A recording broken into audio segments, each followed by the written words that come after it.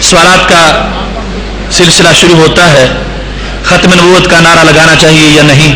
تو ختم نبوت جب دین کی روح ہے تو اس کا نعرہ ضرور لگانا چاہیے، اس میں کوئی حرج نہیں ہے، لیکن نعرہ وہ لگانا چاہیے جو ختم نبوت کا نعرہ ہو، کیونکہ اصل جو ہے وہ تو ختم نبوت صفت ہے ہمارے محبوب علیہ السلام کی. تو کچھ لوگ کہتے ہیں تاج و تخت ختم نبوت زندہ باد، جن کا تاج و تخت زندہ ہو وہ خود کیوں زندہ نہیں؟ تو اس واسطے تاج دار ختم نبوت زندہ باد یہ ختم نبوت کا نعرہ ہے اور اسی انداز میں لگانا چاہیے.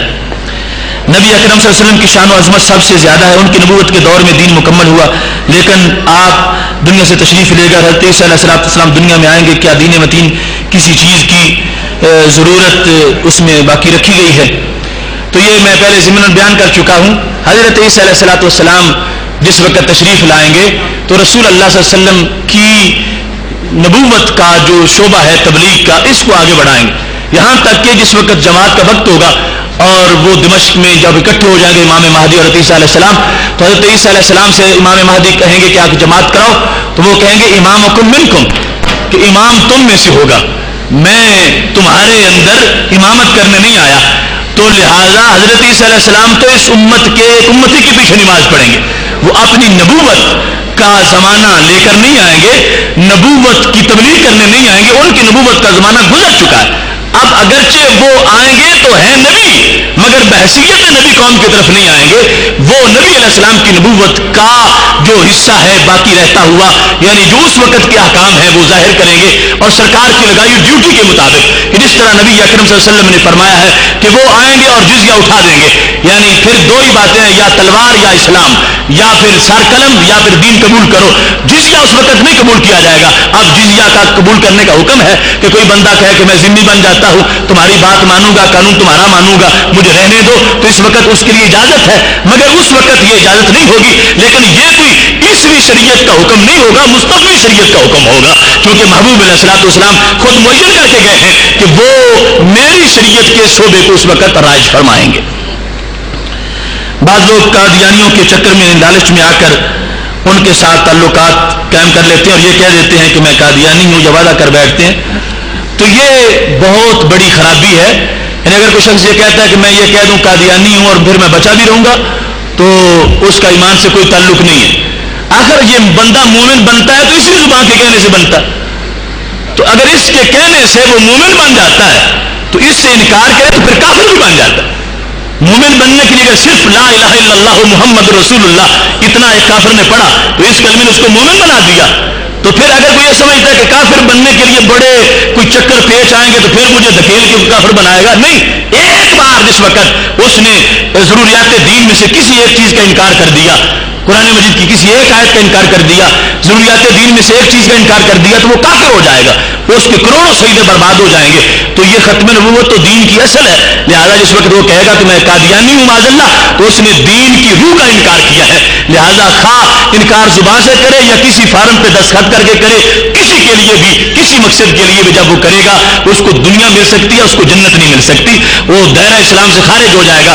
اور کبھی بھی کسی مومن کے لیے یہ جائز نہیں ہے اور نہ ہی یہ مومن کی شان ہے کہ وہ چند ٹکوں کے پیسے ایمان فروخت کر دے. مومن تو وہ ہے کہ وہ کانٹوں میں زندگی بسر کر سکتا ہے مگر کبھی بھی اپنے ایمان پہ سودا بازی نہیں کر سکتا. قرآن مجید میں کہا ہے کہ میں آخری نبی ہوں یا آپ آخری نبی ہیں. یہ 22ویں پارے کی آیت میں نے پڑھی ہے اور اس سے پہلے 30 آیات، ہمارا جو پچھلے سال کا پروگرام ہوا آیات ختم نبوت، اس میں 30 آیات ہم نے پیش کی تھی ختم نبوت کے بارے میں. ما کان محمد ابا احد من رجالکم ولکن رسول اللہ وخاتم النبیین. یہ حضرت محمد مصطفیٰ صلی اللہ علیہ وسلم تم میں سے کسی مرد کے باپ نہیں ہے، لیکن وہ اللہ کے رسول ہیں اور آخری نبی ہیں. تو یہ خالق کائنات جل جلالہ نے خود محبوب علیہ السلام کی اس شان کو بیان کیا ہے. امام مہدی کے ظہور کے بارے میں ہمارا نظریہ یہ ہے کہ امام مہدی رضی اللہ تعالیٰ عنہ کا ظہور ضرور ہوگا، لیکن وہ جو تصور ہے کہ وہ سامرا کی غار میں داخل ہو گئے تھے اور وہاں سے جو باقاعدہ ایک فرقے نے مذہب بنایا ہوا ہے، میں نے سامرا کی وہ جگہ دیکھی ہے، وہ غار بھی دیکھا ہے چھوٹا سا، اس غار کا منہ یہ نہیں بتاتا کہ یہاں امام مہدی داخل ہو گئے ہیں، اور نہ ہی یہ شریعت و طریقت اور دین کا کوئی حصہ ہے، وہ بالکل ایک لغو بات ہے، لیکن یہ ہمارا ایمان ہے۔ میرے محبوب علیہ السلام نے ان کو اپنے اہل بیت کا فرد قرار دیا ہے، ان کی نعت لمبی بیان کی ہے، ان کا نام اپنے نام پر بیان کیا ہے، تو یہ 3 بڑی شناخت ہیں اس کے لیے، اور اس کے بعد باقی اوصاف کو بیان کیا۔ میرا پورا مضمون اس سلسلے میں چھپا ہوا ہے، حضرت امام مہدی رضی اللہ تعالیٰ عنہ اور علیہ السلام، وہ ان کے صفات، کمالات اور آنے کی تمام احادیث اس میں درجن سے زائد میں نے ذکر کی ہیں۔ محتشم سامعین حضرات، اب سوالات کا سلسلہ ختم ہوتا ہے۔ یہ تفصیلاً کسی کا ایک پرچہ ہے سوالات کا، اس شخص نے گفتگو کرنی ہو تو یہ پورا پرچہ اس وقت پڑھنے کا ٹائم نہیں، عصر کے بعد آ سکتا ہے، تاکہ مجھ سے اگر اس نے کوئی مسئلہ پوچھنا ہے تو پوچھ لے۔ اللہ تبارک و تعالی ہم سب کو عمل کی توفیق عطا فرمائے۔ قادیانی کا بیج بونے والوں کو بے نقاب کریں، یہ سب کو پتہ ہے کہ قادیانیت کا بیج کس نے بویا تھا۔ وہی لوگ جنہوں نے ختم نبوت کا اجماعی جو معنی تھا اس کا انکار کیا، تو انہوں نے قادیانیت کا دروازہ کھولا۔ ختم نبوت کا اجماعی معنی کیا ہے؟ ختم نبوت کا بچے بچے کو پتہ ہے کہ ختم نبوت کا معنی یہ ہے کہ ہمارے نبی علیہ السلام کے بعد زمانے کے لحاظ سے کوئی بندہ نبی نہیں ہو سکتا۔ ختم نبوت زمانی، یہ امت کا اجماعی عقیدہ ہے، لیکن اس عقیدے میں ایک شخص نے گڑبڑ کی اور پھر پورا ایک طبقہ اس کے پیچھے لگ گیا۔ تحذیر الناس قاسم نانوتوی بانی دارالعلوم دیوبند کی کتاب ہے، اس نے ختم نبوت کا معنی بگاڑا۔ اس نے کہا کہ ختم نبوت کا معنی آخری نبی نہیں ہے، اصلی نبی ہے۔ اصلی نبی کا مطلب کیا؟ کہتا آخری نبی ہونا کوئی کمال نہیں، اصلی نبی ہونا کمال ہے۔ تو اصلی نبی کا معنی کرتے ہوئے کہتا اگر بطور فرض آج کوئی بندہ یہ کہے کہ میں نبی ہوں اور یہ کہے کہ اصلی نہیں ہوں، میں نبی علیہ السلام کا سایہ ہوں، تو کہتا ہے سرکار کی ختم نبوت میں کوئی فرق نہیں پڑے گا۔ یہ جب اس نے لکھا تو یہ ہے دروازہ کھولنا قادیانیت کا، کہ جس میں اگر آج وہ اس کے 1000 کفارے بھی ادا کریں مگر پھر بھی ان کی کتابوں میں ابھی بھی لکھا ہوا ہے، ابھی بھی اس کو شائع کرتے ہیں اور ابھی بھی اس بات پہ قائم ہے کہ اس نے جو لکھا تھا صحیح لکھا تھا۔ تو یہ ختم نبوت کے خلاف سب سے بڑا جرم تھا کہ وہ امت کا مذہب جو حضرت صدیق اکبر رضی اللہ تعالیٰ عنہ سے لے کر آج تک ہر مومن کا مذہب ہے کہ خاتم النبیین کا معنی یہ ہوتا ہے آخری نبی زمانے کے لحاظ سے، اصلی نبی اس کا معنی نہیں ہے۔ یہ ٹھیک ہے کہ ہمارے محبوب علیہ الصلوۃ والسلام پوری کائنات کی اصل ہے اور پوری کائنات ان کے گرد گھومتی ہے، لیکن خاتم النبیین کا معنی وہی کرنا پڑے گا جو حضرت صدیق اکبر رضی اللہ تعالیٰ نے سمجھا ہے۔ اور یمامہ کی جنگ میں صحابہ نے سارے غزوات کے مقابلے میں بڑی شہادتیں دیکھ کر اس معنی کو حفاظت دی ہے۔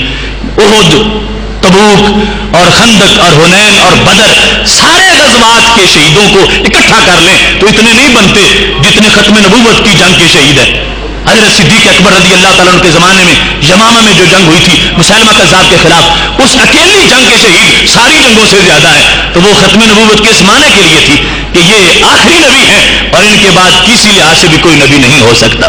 لہٰذا یہ فتنہ کا منہ کھولنے والے لوگ ہیں اور ان کو اپنے اس کام پر نظر ثانی کرنی چاہیے۔ اللہ تبارک و تعالی ہدایت عطا فرمائے۔ ختم نبوت کے متعلق واضح فرمائے کہ قادیانیوں سے تعلق اسلام کے بارے میں کیا حکم ہے۔ انٹرنیٹ سے یہ سوال آیا ہے، تو جب ہم نے بیان کر دیا کہ کوئی شخص اگر اس کا بالکل نارمل سا باپ ہے، نارمل اس لحاظ سے کہ لوگوں کے لحاظ سے اس کا کوئی بڑا سٹیٹس نہیں، اگرچہ اس کے باپ ہونے کے لحاظ سے بڑا عظیم ہے، اس کے چھوٹے سے باپ کو اگر کوئی شخص گالی دیتا ہے اور یہ بیٹا اگر تھوڑا سا بھی باغیرت ہے، اس کا دل نہیں کرتا کہ میں اس سے بات کروں جس نے میرے باپ کو گالی دی ہے، تو محبوب علیہ الصلوۃ والسلام کو جو گالیاں بکیں اور پھر سرکار کا امتی ہو کے ان سے سلام لے، تو یہ کیسے اس کا دل برداشت کرے گا؟ روضہ پاک میں گنبد خضرا میں محبوب علیہ السلام کے دل کو تکلیف ہوتی ہے جب کوئی آپ کا امتی کسی قادیانی سے ملتا ہے۔ اس واسطے قادیانیت سے پوری طرح بیزاری کا اظہار کرنا چاہیے، ان سے کسی طرح کوئی تعلق قائم کرنا رکھنا کسی لحاظ سے بھی جائز نہیں ہے پوری طرح۔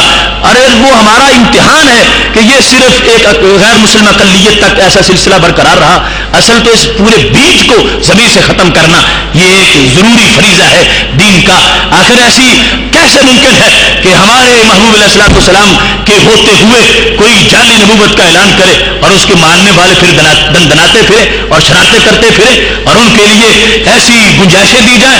یہ ڈیوٹی ہے ہماری حکومت کی بھی کہ اگر یہ سمجھتے ہیں کہ ہم نے ان کو اقلیت قرار دیا ہوا ہے اور ان کے حقوق کے ہم تحفظ کرنے والے ہیں، تو وہ ذمہ اور اس وقت تک ذمہ ہوتا ہے جب تک وہ اسلامی تعلیمات کو چھیڑتا نہیں ہے۔ جو چھیڑے وہ ذمہ نہیں ہوتا، اور اس کے فساد پھر حربی کافروں والا سلوک کیا جاتا ہے۔ اور یہ آج ہر جگہ خرمستیاں کر رہے ہیں، تنگ کر رہے ہیں مسلمانوں کو، قادیانی جو ہیں۔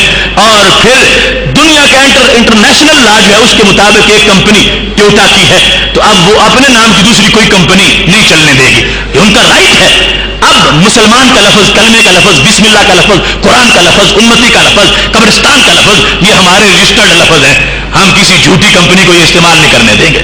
لہذا کہیں بھی اگر کوئی ایسا کرتا ہے تو اس کے ڈٹ کے مقابلہ کیا جائے گا، اور ان لوگوں پر یہ واضح کرنا حکومت کی وساطت سے ضروری ہے کہ یہ اگر آگے بڑھے تو پھر ان پر وہ شک نافذ کی جائے گی جو نان مسلم پر نہیں، ناٹ مسلم پر نافذ کی جاتی ہے، اور ناٹ مسلم کے جو احکام ہیں وہ نان مسلم کے مقابلے میں بالکل برعکس ہے۔ اور یہ وہ لوگ ہیں کہ جنہوں نے ایک ایسا، ان کو ہر حکومت کوئی نہ کوئی تھوڑا بہت ان کو حجاب دے دیتی ہے، اور یہ خرمستیاں کر کے کہاں کہاں تک، اور مسلم امہ میں جو فرقہ واریت کے زہریلے اثرات یہ لوگ اصل میں بو رہے ہیں، اور جو دھماکے کرنوں کے اندر لوگ اور ایجنسیاں آپس میں مسلمانوں کے لحاظ سے یا بعض جماعتوں کے لحاظ سے دیکھتی رہتی ہیں اور انہیں کوئی شامل تفتیش نہیں کرتا۔ حقیقت میں ان لوگوں کی نگرانی کرنی چاہیے جو اسرائیل کے وفادار ہیں، انڈیا کے وفادار ہیں، امریکہ اور برطانیہ کے وفادار ہیں، جو باقاعدہ نقشہ بنائے ہوئے ہیں کہ شکر گڑھ اور بارڈر سے پار کی تھوڑی سی دھرتی بنا کر ایک نیا اسرائیل پاکستان کے ساتھ بنایا جائے۔ نہ ملک کے وفادار نہ ملت کے وفادار، ان لوگوں سے پوری طرح ہمیں بیدار، حساس اور ویلیجٹ رہنا چاہیے کہ یہ ہمارے لیے زیادہ خطرناک ہیں، اور ان کی کارروائیوں سے پوری طرح حساس ہونا، باخبر ہونا ہمارے لیے ضروری ہے۔ اللہ تبارک و تعالی ہر شر سے محفوظ فرمائے۔ وآخر